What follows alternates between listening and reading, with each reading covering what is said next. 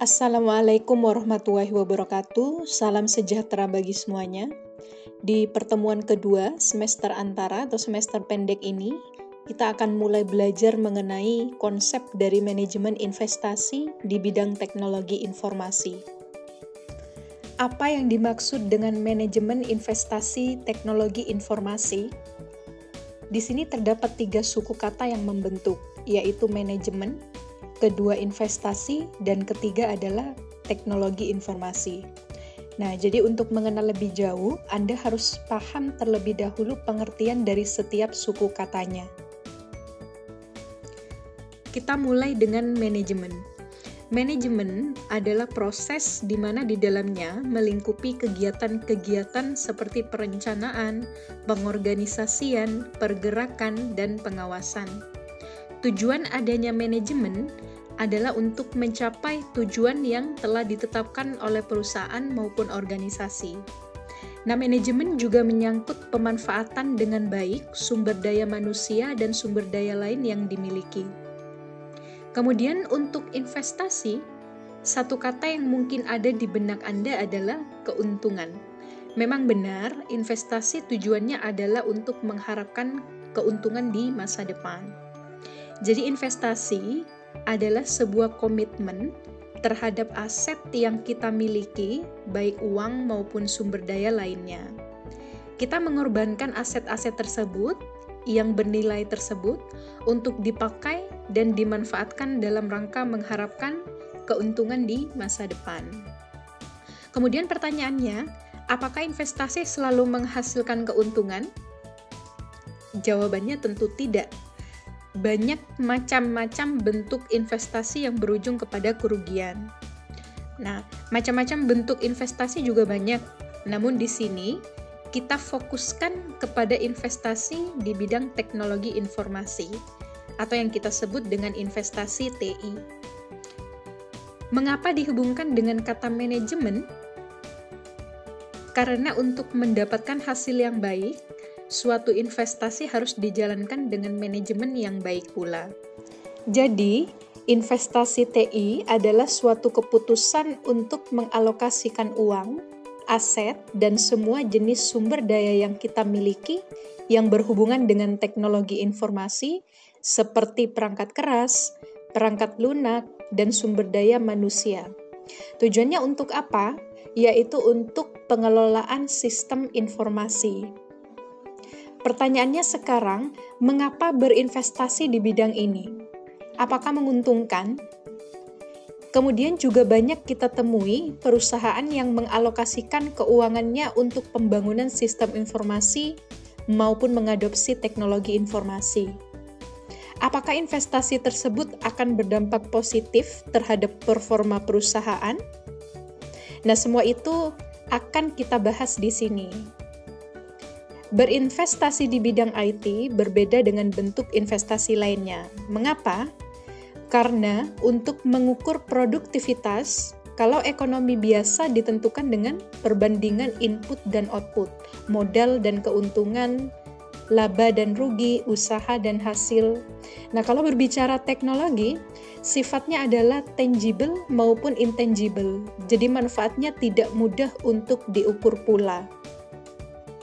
Apakah semua investasi pasti berhasil? Berikut fakta hasil survei menyatakan bahwa hanya 30% perusahaan yang melaporkan kesuksesan dari adopsi teknologi di perusahaan mereka. Kemudian sebesar 20% menyatakan bahwa TI yang dipakai hanya pekerjaan yang sia-sia saja. Bahkan 30-40% proyek di bidang SI tidak mengalami keuntungan sama sekali. Jadi, tidak pasti berhasil, apalagi investasi TI. Namun apabila di manajemen dengan baik, banyak manfaat yang akan kita peroleh. Apa saja contoh dari investasi TI? Yang banyak dikembangkan sekarang adalah pembangunan e-commerce, sistem pembelajaran online, apalagi di masa pandemi sekarang. E-money seperti Dana, OVO, GoPay, crowdfunding seperti kitabisa.com, lembaga amal zakat online, kemudian ada istilah crowdsourcing seperti Gojek, Grab, dan lain sebagainya. Kemudian dalam perusahaan biasanya banyak juga yang menerapkan penggunaan ERP atau Enterprise Resource Planning untuk efektivitas dan efisiensi semua proses bisnis yang berjalan di dalam perusahaan itu. Dan sebenarnya masih banyak contoh-contoh dari bentuk investasi teknologi informasi. Kemudian apa tujuan dari investasi TI itu sendiri? Berikut penjelasannya menurut Indrajit tahun 2014. Pertama, untuk kelangsungan bisnis. Di sini, keberadaan TI dikatakan sebagai sesuatu yang mutlak. Contohnya, di bidang perbankan, bayangkan bagaimana semisal proses perbankan yang terjadi tanpa bantuan teknologi informasi, atau diproses secara manual dengan jumlah nasabah yang sangat besar. Di tahap ini, tidak perlu adanya analisa atau perbandingan pentingnya investasi teknologi informasi, karena hal tersebut merupakan syarat atau sarana utama yang harus dimiliki perusahaan agar dapat berbisnis atau menjalankan bisnisnya.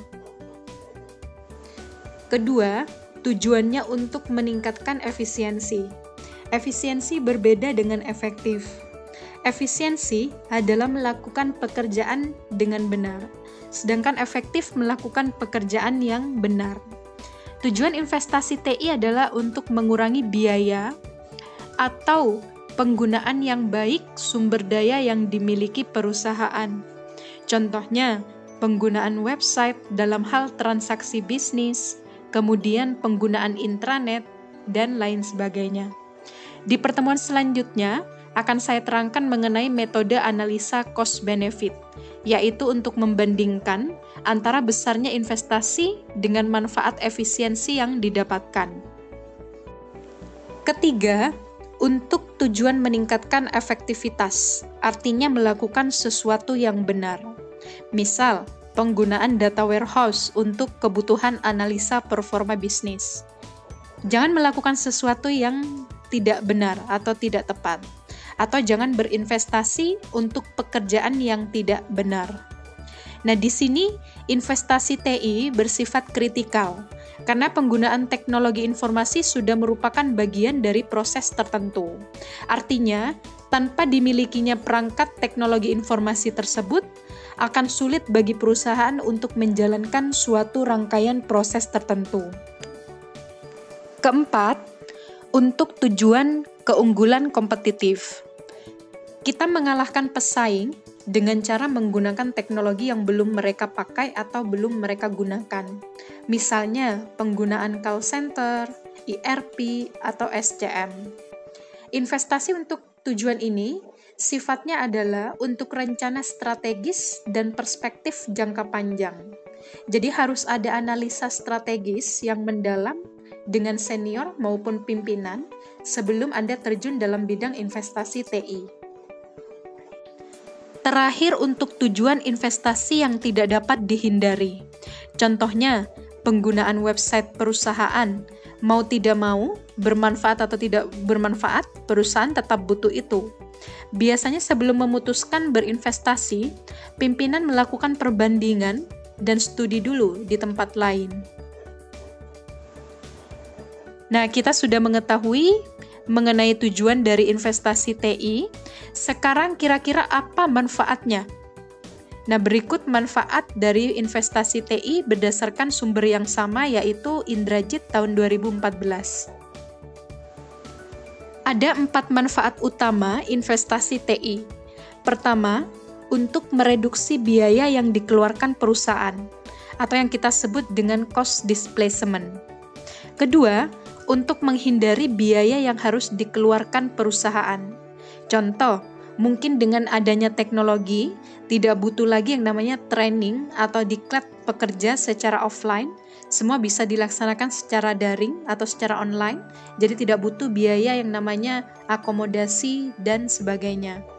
Ketiga, memperbaiki kualitas keputusan yang diambil, karena teknologi dapat membantu dalam memproses semua data menjadi informasi yang bernilai.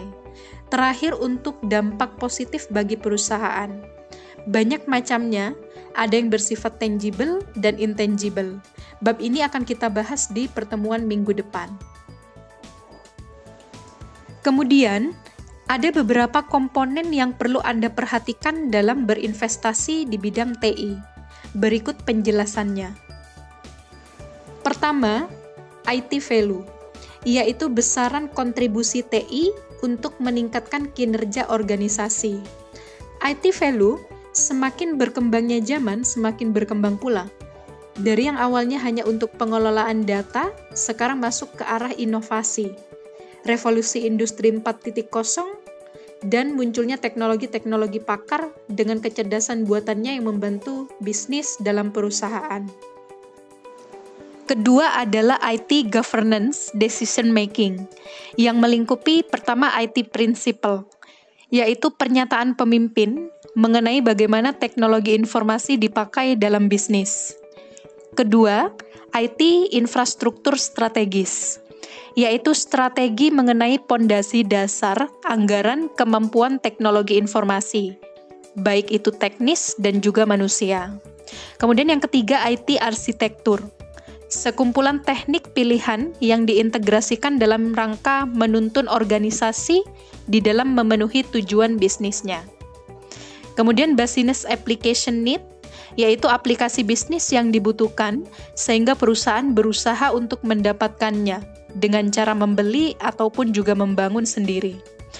Terakhir adalah IT investment and prioritization, yaitu keputusan mengenai seberapa besar dan di mana teknologi informasi akan diinvestasikan, termasuk persetujuan proyek dan juga teknik-teknik pertimbangannya.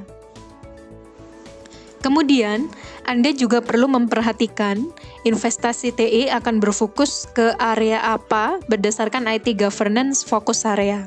Jadi ada 5 kategori besar, mulai dari fokus ke manajemen strategis, value delivery, manajemen sumber daya, manajemen risiko, dan ukuran performa. Seperti yang saya jelaskan di slide sebelumnya, banyak kesulitan dalam menilai investasi TI dikarenakan beberapa hal berikut ini. Pertama, manfaat IT tidak dapat terukur secara alami. Kemudian manfaat teknologi informasi direalisasikan dalam jangka waktu panjang. Strategi dan keuntungan kompetitif juga sukar untuk dihitung. Kemudian manfaat TI di dalam sebuah perusahaan biasanya tidak berdampak secara langsung. Dan terakhir, teori dan teknik yang tersedia sukar untuk memahami dan menangkap nilai dari sistem informasi. Dan ada pula beberapa dampak negatif dari investasi TI. Anda bisa baca di sini, salah satunya biaya yang cukup besar, kemudian TI juga sering gagal dalam memberikan nilai produktivitas, kegagalan sistem, kemudian laba atau keuntungan yang tidak sesuai harapan, sampai dengan banyaknya dana untuk alokasi teknologi yang terbuang dengan sia-sia. Saya rasa cukup untuk materi pertemuan hari ini. Kurang lebihnya saya ucapkan mohon maaf dan terima kasih. Sampai jumpa di pertemuan selanjutnya. Wassalamualaikum warahmatullahi wabarakatuh dan selamat siang.